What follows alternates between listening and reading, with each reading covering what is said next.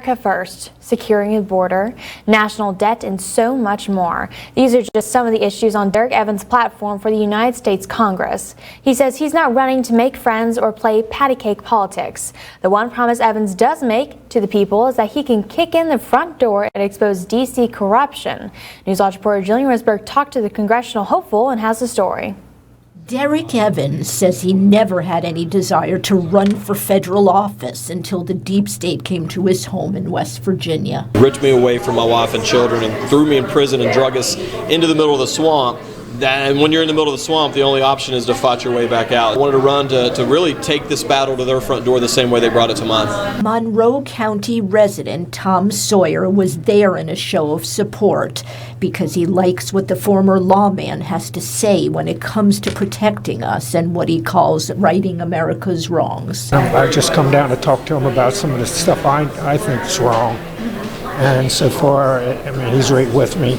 What we're talking about. We need to bring America back. He's the former West Virginia lawmaker involved with the U.S. Capitol riot. And now Derrick Evans says he's fighting for America's future as a congressional candidate in the 1st District. According to Evans, in a perfect world, he would not only defund but abolish unconstitutional 3-letter agencies that are being ran by unelected bureaucrats with no accountability, return the power back to the states, back to the local communities, back to you and me and we the people where it belongs and where there's accountability. Sawyer wants to help his kids and grandkids change the narrative and address what he says has been taken from us. Well, I want to get these guys out because these Democrats are terrible.